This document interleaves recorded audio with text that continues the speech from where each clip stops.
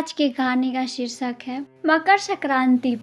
राहुल नाम का एक लड़का हर रोज अपने पिता के साथ जाता और मंदिर जाकर भगवान से प्रणाम करता और भगवान से कहता कि भगवान सबका अच्छा करना, सबको खुश रखना। उसके बाद राहुल और उसके पिताजी मंदिर में कोई भिखारी या गरीब इंसान होता तो उसे कुछ ना कुछ खाने को देते और बाद में वो अपने घर चले जाते।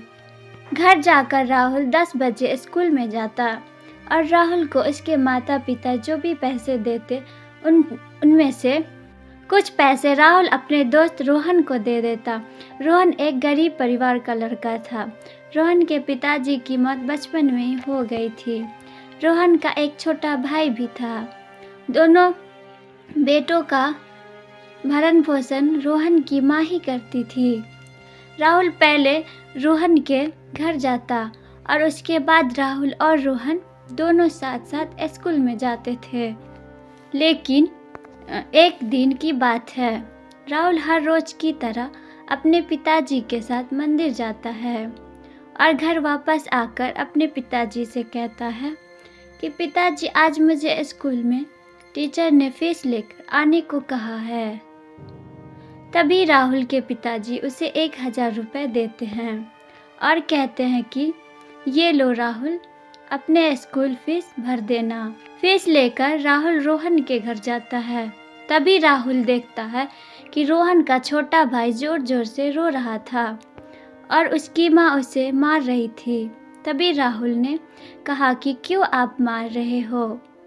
तभी रोहन की माँ राहुल से कहती है कि देखो ना बेटा, मकर संक्रांति नज़दीक आने पर ये पतंग और मांझा लेने की जिद कर रहा है। मेरे पास जो भी पैसे मैंने बचा कर रखे थे वो सभी मैंने रोहन को फीस भरने के लिए दे दिए। अभी मेरे पास घर चलाने के भी पैसे नहीं हैं।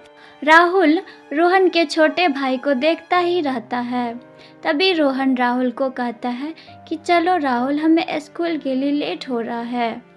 और दोनों स्कूल चले गए।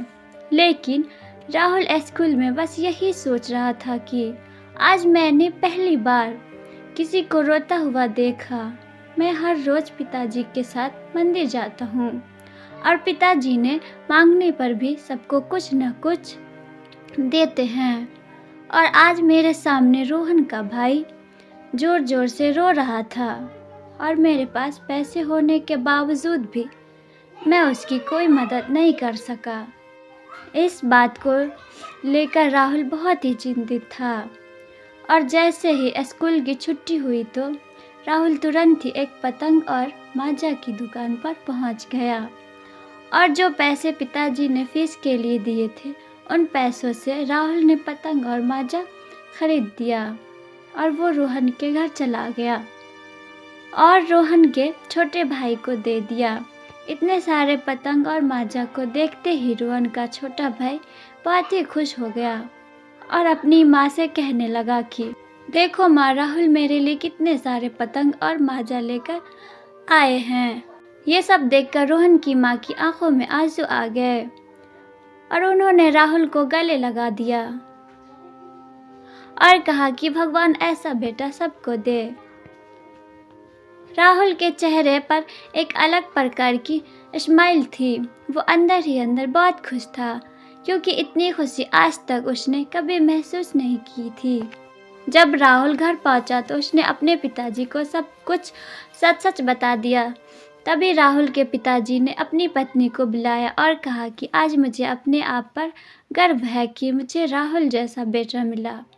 मैं बस भगवान से एक ही प्रार्थना करता हूँ कि भगवान ऐसा बेटा सबको दे जो दूसरों के दुख को अपना दुख समझे। कहानी की सीख, इंसानों को दूसरे इंसानों की खुशी में अपनी खुशी ढूंढनी चाहिए और दूसरे के दुखों को अपना दुख मानना चाहिए और ज़रूरतमंदों की सेवा करना चाहिए क्योंकि दुनिया की असली खुशी किसी को मदद करने से मिलती है। और कहानी पसंद आई हो तो वीडियो को लाइक कर दे और अभी तक अगर आपने इस चैनल को सब्सक्राइब नहीं किया है तो सब्सक्राइब कर लें क्योंकि इस चैनल पर आपको रोज एक नई कहानी सुनने को मिलेगी।